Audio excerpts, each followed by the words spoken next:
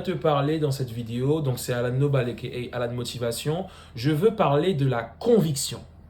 La conviction est justement... alors, je vais chercher un verset parce que...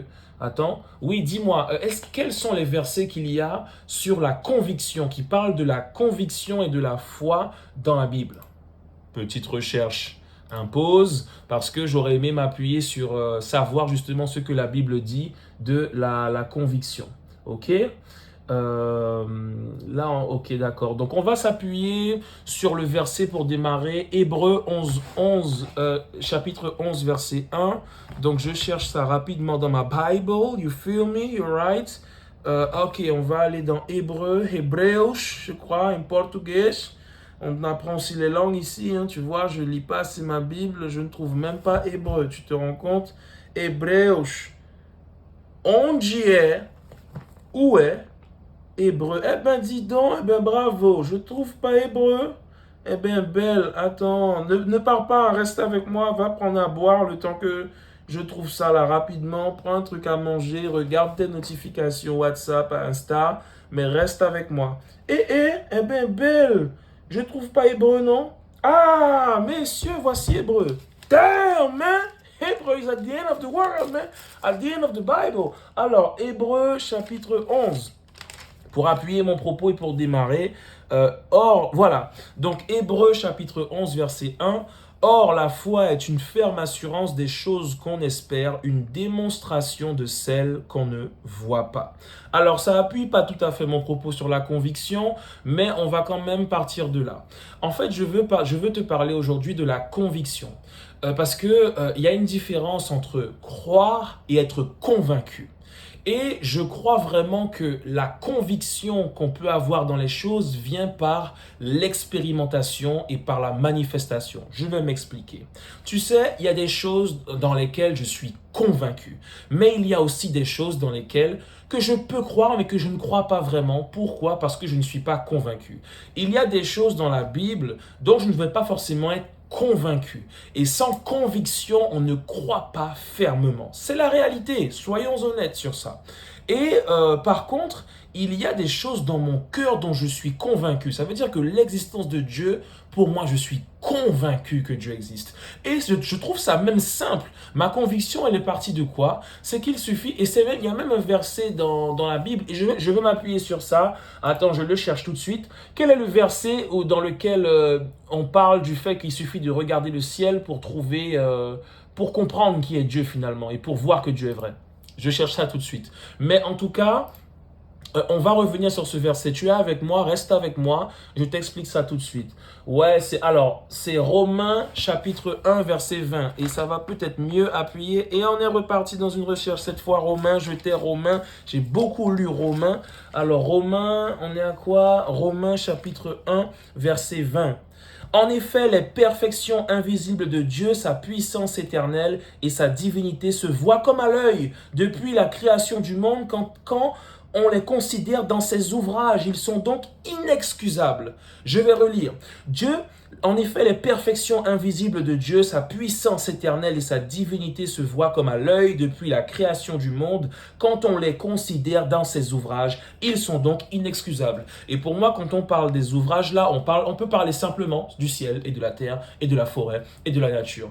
Et pour moi, en fait, le ciel, la terre, la forêt, pour moi, plus proche je suis des choses essentielles de la création, plus je me sens proche de Dieu. Parce que c'est la création la plus naturelle possible.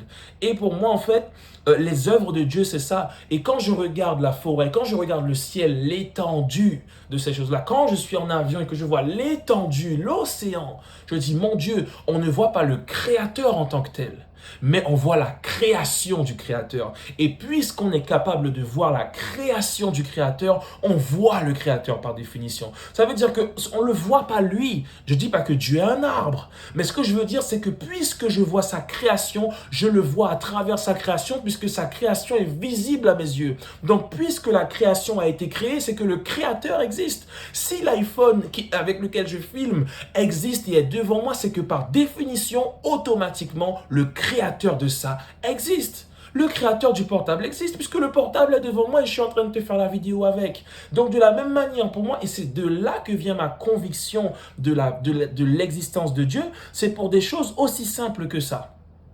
Donc, la conviction est importante et se matérialise par des choses que l'on peut palper. C'est pas évident. Je dis pas qu'on ne peut pas avoir une conviction dans le cœur par rapport à des choses qu'on ne saisit pas. Et c'est ça aussi le principe de la foi. C'est croire sans avoir vu. Mais il n'en demeure pas moins que je réalise que quand parfois on pense croire, mais on croit avec légèreté. Et c'est aussi pour ça qu'on doit faire attention, parce que parfois on pense croire, mais on croit avec légèreté. Et c'est pour ça qu'il y a un verset qui dit, si vous aviez ne serait-ce que de la foi, comme je crois un grain de sable ou autre, vous déplaceriez des montagnes. Donc ça nous amène à nous questionner sur, mais où en suis-je dans ma foi? Et pourquoi je dis ça? C'est parce que il y a des choses dont j'ai la conviction. C'est comme il y a un sujet vraiment qui me tient à cœur, c'est la restauration des couples brisés, la restauration de l'amour, la restauration des mariages. Je crois profondément en ça. J'ai la conviction que si deux individus s'accrochent profondément, ils sont prêts à être transformés, bouleversés, chamboulés, que leur mariage peut être restauré, que leur relation peut être restaurée, qu'ils peuvent repartir, mais que ça a un coût et qu'il y a un prix à payer, mais que c'est possible. J'en ai la conviction. Pourquoi? Parce que moi-même étant marié, quand je vois les épreuves que j'ai traversées, comment j'ai persévéré et là où ça m'a emmené, je ne peux que croire. Parce que je crois que la foi, ce qui fait grandir la foi, c'est l'expérience. C'est le fait d'aller chercher l'expérience et d'accepter de passer les épreuves qui nous emmènent à voir à quel point Dieu est vivant et puissant. Et je vais te donner un exemple.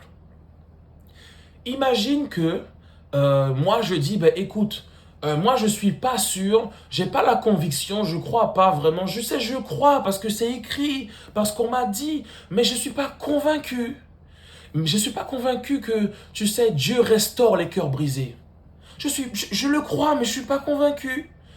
Eh ben, imaginons, eh ben, Dieu va dire, ok. Tu n'es pas convaincu que je restaure les cœurs brisés. Eh bien, pour que tu sois convaincu que je restaure les cœurs brisés, je vais permettre que ton cœur soit brisé en 1000 morceaux pour te prouver qu'il n'y a que moi qui peux restaurer les cœurs brisés. Mais du coup, il faut accepter que le cœur soit brisé. Maintenant, ma responsabilité, je dis, ok Seigneur, je veux être convaincu de telle chose. Je veux être convaincu, je sais que ça va me demander de traverser l'épreuve, mais Seigneur, je veux être convaincu que tu restaures les cœurs brisés. Mon cœur a déjà été brisé, rebrisé, brisé, rempli de souffrance. Et c'est dans les épreuves que j'ai vu à quel point Dieu était le seul qui pouvait m'aider.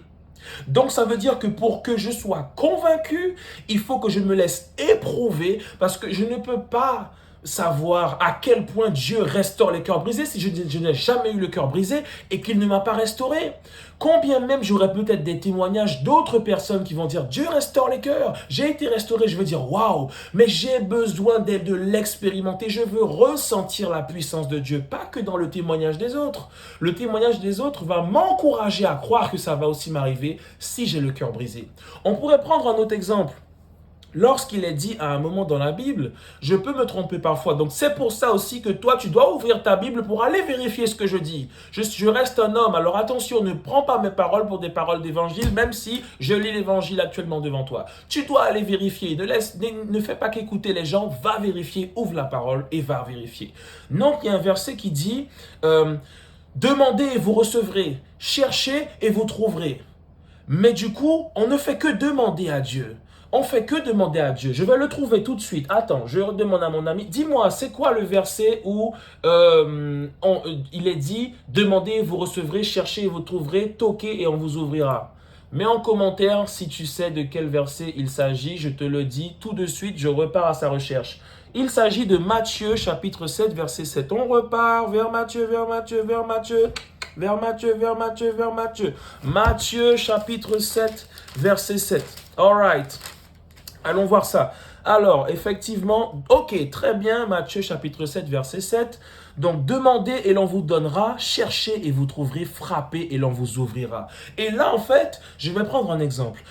Comme il est écrit, demandez et l'on vous donnera. Je me dis, bon, ben écoute, Seigneur, je vais te demander, je vais prier, je vais te demander que ma situation change, je vais te demander telle chose, je vais te demander. Et là, j'ai prié 5 ans, j'ai demandé pendant 10 ans, j'ai demandé pendant 15 ans et rien n'est arrivé. Et là, je dis, mais Seigneur, c'est pas possible, la parole, je doute maintenant parce que tu m'as dit, demandez et l'on vous donnera. Et là, on peut imaginer, parce que je ne suis pas Dieu, mais que Dieu dit, mais pourtant, le verset, il dit aussi, cherchez et vous trouverez, frappez et l'on vous ouvrira. Tu as passé 15 ans à demander et on ne t'a pas donné, mais tu n'as jamais cherché pour trouver, ni frappé pour qu'on t'ouvre. À quel moment vas-tu accepter d'aller chercher pour trouver? Parce que je n'ai jamais dit qu'il fallait seulement demander et qu'on donne. Alors oui, tu peux demander et on te donnera, mais il y a certaines choses qui te demanderont d'aller chercher pour que tu trouves. Ce n'est pas moi qui le dis, c'est écrit juste ici. Maintenant, il est intéressant de remettre les versets dans leur contexte de chapitre et leur contexte de livre, d'accord?